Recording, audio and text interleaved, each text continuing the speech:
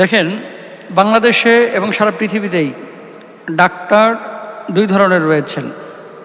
একটা হচ্ছে পড়াশোনা করে ডাক্তার হয়, আর একটা হচ্ছে কবিরাজি করে ডাক্তারির ভাব ধরে ডাক্তার হয়। বিভিন্ন ধরনের গাছগাছরা দিয়ে মানুষকে সুস্থ করার চেষ্টা করে, আয়ুর্বেদিক ওষুধ দেন। ঠিক আছে, আরেক শ্রেণীর মানুষ দেখবেন আপনার সমাজের মধ্যে, যার কোনো পড়াশোনার যোগ্যতা নাই, না আরবি লাইনে আছে, না বাংলা লাইনে আছে, না ডাক্তারি লাইনে আছে, কিন্তু স্বপ্নযোগে অলৌকিক কিছু তিনি পেয়েছেন, তারপর থেকে চিকিৎসা করা শুরু করেছেন। হোক না হোক, মানুষের মধ্যে একটা বিষয় ছড়িয়ে দেওয়া হয়েছে, এখানে গেলেই মানুষ ভালো হয়ে যাবে। এই জন্য বাংলাদেশে অনেক সময় দেখা যায় যে বাঁশ থেকে পানি পড়তেছে, সে পানি খেয়ে ভালো হয়ে যাচ্ছে। তারপরে পাগলা বাবা বিড়ি খাচ্ছে এবং পানির মধ্যে ফু দিলেই তারপরে রোগবালায় ভালো হয়ে যাচ্ছে। ছোট বাচ্চা, তার লজ্জা স্থান অনেক সময় এমনটা হয় যে সেখানে অলৌকিকভাবে কিছু একটা ঘটে যাচ্ছে, নাউজুবিল্লাহ মিন যালিক। এখন কথা হচ্ছে, আপনি আল্লাহ রসুল সাল্লাল্লাহু আলাইহি ওয়াসাল্লাম বলছেন কি, খেয়াল করেন যে প্রত্যেকটি রোগের জন্য আল্লাহ সুবহানাহু ওয়া তাআলা ওষুধ রেখেছেন, কোনো সন্দেহ নেই, কিন্তু গবেষণা করে সেটা খুঁজে বের করে নিতে হবে। এবং কোরআনুল কারীমের মধ্যে আল্লাহ সুবহানাহু ওয়া তাআলা বলেছেন, মুনাজ্জিলু মিনাল কুরআনি মা হুয়া শিফা। কোরআনের মধ্যেই কিন্তু শিফা রয়েছে। কিছু লোক রয়েছে, ডাক্তার রয়েছে, ডাক্তার বলতে এমবিবিএস ডাক্তারের কথা বলছি না, যারা ব্ল্যাক ম্যাজিক করে থাকে এবং মানুষকে, আপনি যাচ্ছেন একটা রোগ নিয়ে, ওই মানুষটা আপনার রোগ তো দূর করা দূরের কথা, আপনার উপরে এমন কিছু খারাপ বিষয় চাপিয়ে দিচ্ছে যার কারণে আপনি আরও বেশি ক্ষতির সম্মুখীন হচ্ছেন। খেয়াল রাখবেন, শুধু ডাক্তার না, আশপাশের সাধারণ মানুষও হতে পারে, অথবা আশপাশের কোনো মানুষও হতে পারে, আপনার কাছের মানুষটাও হতে পারে। যদি দেখেন যে এই সমস্ত সিমটমগুলো ওই লোকটার মধ্যে আছে, বা এই সমস্ত বিষয় আপনাকে খুব নাড়াচাড়া করছে, তাহলে জানবেন যে আপনাকে কেউ ব্ল্যাক ম্যাজিক করার চেষ্টা করছে অথবা জাদু করার চেষ্টা করছে। এখন বিষয়গুলো কি কি? এক নম্বর, দেখেন, যখন আপনি কোনো স্বীকৃত ডাক্তারের কাছে যাচ্ছেন, আপনার নাম জিজ্ঞেস করতেই পারে, আপনার পেশা জিজ্ঞেস করতেই পারে, আপনার রোগের ব্যাপারে জিজ্ঞেস করতে পারে, না হলে তিনি চিকিৎসা করতে পারবেন না। যারা ব্ল্যাক ম্যাজিক করে এরা বারবার দেখবেন রোগীর নাম এবং মায়ের নাম জিজ্ঞেস করে। রোগীর নাম, মায়ের নাম যদি জিজ্ঞেস করে, প্রথমত শুধু এটা জিজ্ঞেস করলেই মনে করবেন না যে আপনার কে সে ব্ল্যাক ম্যাজিক করছে বা আপনার উপরে খারাপ কিছু সে করার চেষ্টা করছে। আরও কিছু চিহ্ন, সিমটম রয়েছে। দ্বিতীয়ত, রোগীর কোনো চিহ্ন গ্রহণ করা, যেমন আপনার মাথা ব্যথা করছে, মাথা ব্যথা করছে, উনি মাথা ব্যথার মেডিসিন দেবে, অথবা কোনো গাছগাছরা দেবে, অথবা কোনো মলম দেবে, যেগুলো ব্যবহার করলে আপনার মাথা ব্যথা ভালো হবে। কিন্তু কি হয়, রোগ হয়েছে একটা, অমনি ওই কবিরাজ চাইলো কি যে আপনার কাপড়ের একটা টুকরা দিয়ে যান, অথবা একটা টুপি দিয়ে যান, অথবা রুমাল একটা দিয়ে যান। যদি এরকম কিছু হয় তাহলে সেসব ক্ষেত্রে বি কেয়ারফুল, সতর্কতা অবলম্বন করবেন, অনেক সময় আপনার ক্ষতি হতে পারে। 3 নাম্বার, জবেহ করার জন্য কোনো নির্দিষ্ট জীবজন্তু চাওয়া এবং তা আল্লাহর নামে জবাই না করা, কখনো তার রক্ত ব্যথার স্থানে মাখানো বা বিরান ঘর বা জায়গায় তা নিক্ষেপ করা। এরকমটা যদি কেউ ঘটানোর চেষ্টা করে বা আপনার কাছে কামনা করে, তাহলে আপনি বলবেন যে আপনার কাছে আমি চিকিৎসা নিতে পারবো না, সরি, আমি দুঃখিত। এ সমস্ত ক্ষেত্রে যদি কেউ এরকম প্রপোজ করে আপনাকে, জানবেন যে উপকারের চাইতে সে ক্ষতি করবে, অথবা আপনাকে জাদু করার চেষ্টা করছে। 4 নাম্বার, রহস্যময় মায়াজাল বা মন্ত্র লেখা, এমন কিছু সে লিখলো সাংকেতিক, যেগুলো সে ছাড়া আর কেউ জানে না, না কোরআনের মধ্যে আছে, না হাদিসের মধ্যে আছে, অর্থাৎ কুফরি কালাম টাইপের কিছু একটা হতে পারে। এরকম যদি হয়, যেটা আপনি জানেন না, হ্যাঁ, আপনার রাইট আছে। কোনো ডাক্তার যদি প্রেসক্রিপশন লেখে, ওষুধ কোনটা লিখেছে জানা যেমন আপনার অধিকার, কোনো কবিরাজ যদি কোনো কিছু লেখে, তাহলে আপনার এটাও জানা অধিকার যে আপনি এটা লিখলেন কি কোরআন থেকে, হাদিস থেকে, না কি। কারণ কোরআন হাদিসের বাইরে কোনো কিছু তন্ত্র মন্ত্র যেগুলো নিজেদের বানানো অথবা কুফরি কালাম করা, এগুলো হারাম, আপনি গ্রহণ করবেন না।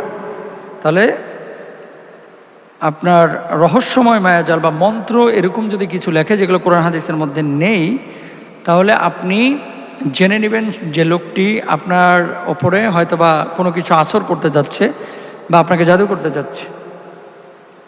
5 নাম্বার, অস্পষ্ট তন্ত্র মন্ত্র ও মায়াজাল পাঠ করা, এমন কিছু সে পাঠ করছে যেগুলো কোরআনে নাই, হাদিসের মধ্যে নেই, যেগুলো বিজ্ঞান সাপোর্ট করে না, যেগুলো চিকিৎসা বিজ্ঞান সাপোর্ট করে না, যেগুলো ডাক্তাররা সাপোর্ট করে না, অথচ এমন কিছু ভাব নিচ্ছে যে যেন আকাশ থেকে এই সমস্ত মন্ত্রগুলো উনি নিজ হাতে নামায় নিয়ে আসছেন আল্লাহ সুবহানাহু ওয়া তাআলার পক্ষ থেকে, নাউযুবিল্লাহি মিন যালিক।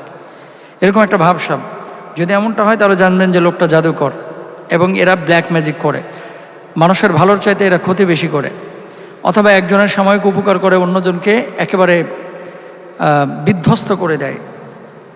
6 নম্বর, রোগীকে চতুর্ভুজ নকশা বানিয়ে দেওয়া, যাতে থাকে অক্ষর বা নম্বর। এমন কিছু নকশা দেয় যে নকশাগুলো আসলে কোরআন হাদিস থেকে সে নেয় নাই, অথবা এই ধরনের নকশার ব্যাপারে হাদিসের মধ্যে কোনো কিছু বলা হয় নাই, রাসূল সাল্লাল্লাহু আলাইহি ওয়াসাল্লাম বলেন নাই, আল্লাহ সুবহানাহু ওয়া তাআলা বলেন নাই। সাংকেতিক অনেক কিছু ব্যবহার করে। ওই যে দেখেন বিসমিল্লাহির রহমানির রহিম 7, 8, 6, কুল হুয়াল্লাহু আহাদ আরেকটা এরকম মান বাইর করে, সূরা ফাতিহার একটা মান বাইর করে। মান দিয়ে কখনো কোরআনের মান রক্ষিত হয় না, বরং এই সমস্ত মানগুলো দিয়ে মানুষের সামনে নিজেকে কবিরাজি হিসাবে, জাদুকর হিসেবে উপস্থাপন করা যায়। আলটিমেটলি এগুলো দিয়ে কোনো উপকার হয় না, কিন্তু মানুষের ক্ষতি করা যায়। এই ধরনের চক্রাকার, বৃত্তাকার নকশা বানিয়ে অক্ষর বা নম্বর যদি এর ভিতরে বসাই, এই সমস্ত চিকিৎসা আপনারা নেবেন না।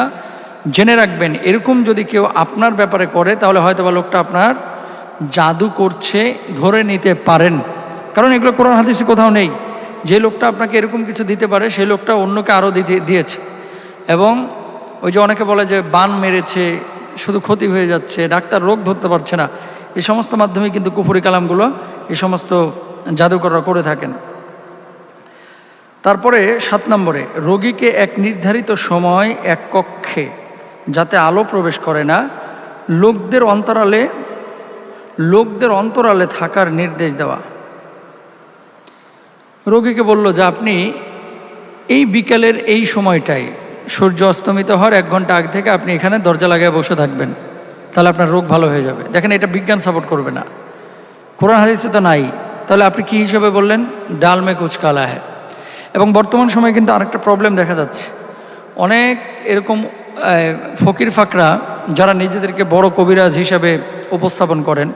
এই যে গত কয়েকদিন আগে কিন্তু ময়মনসিংহে একটা ঘটনা ঘটেছে, হ্যাঁ, সম্ভবত ওনার নাম হচ্ছে খেতাশা বাবা। খেতাশা বাবাকে নিজ ঘরে আশ্রয় দিয়েছে, খেতাশা বাবা ওই তার ভক্তের বউ নিয়ে ভাইগে গেছে। এই ঘটনা কিন্তু ময়মনসিংহে কিছুদিন আগে ঘটেছে। সুতরাং এই সমস্ত বাবা সাবা, খেতাশা, বালিশা, কম্বলশা, তারপরে মনে করেন ল্যাপসা, হ্যাঁ, যাই হোক না কেন, এইসব শাশু বাবাদেরকে বাড়িতে আশ্রয় দিবেন না, কারণ অনেক সময় কিন্তু দুর্ঘটনা ঘটে। তো যেটি বলছিলাম, রোগীকে এক নির্ধারিত সময় এক কক্ষে এভাবে লোকদের অন্তরালে রাখা, এটা আল্লাহ রাসূল সাল্লাল্লাহু আলাইহি ওয়াসাল্লামের সুন্নাহ মোতাবেক কোনো বিষয় না, চিকিৎসা পদ্ধতি এরকম না। তাহলে এরকম যদি হয় তাহলে জানবেন যে লোকটি মানে ব্ল্যাক ম্যাজিক করতে পারে বা সে জাদুকর, মানুষের ক্ষতি করতে পারে। তারপরে রোগীকে এক নির্ধারিত সময় পর্যন্ত, সাধারণত 40 দিন হয়ে থাকে, পানি স্পর্শ করতে নিষেধ করা। এই লক্ষণ দ্বারা বোঝা যাবে সে জাদুকর, সে জিন ব্যবহার করে, সে অন্য ধর্মের, সে মুসলিম না। 9 নম্বর, রোগীকে কোনো জিনিস পুঁতে রাখতে দেওয়া। রোগীকে বললো যে এই জিনিসটা পুঁতে রাখবেন বাড়ির এই পাশে। 10 নম্বর, রোগীকে কিছু পাতা দিয়ে তা জ্বালিয়ে তা থেকে ধোঁয়া গ্রহণ করতে বলা। অস্পষ্ট কালাম বা কথা দ্বারা তাবিজ বানিয়ে দেওয়া। 11 নম্বর। 12 নম্বর, রোগীর নিজেই নাম, ঠিকানা ও সেই সমস্যা বলে দেওয়া।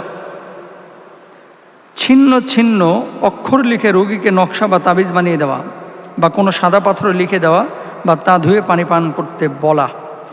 আপনি যদি এসব লক্ষণ জেনে বুঝতে পারেন যে সে জাদুকর, তবে আপনি অবশ্যই তার নিকট যাওয়া থেকে সতর্ক হয়ে যাবেন।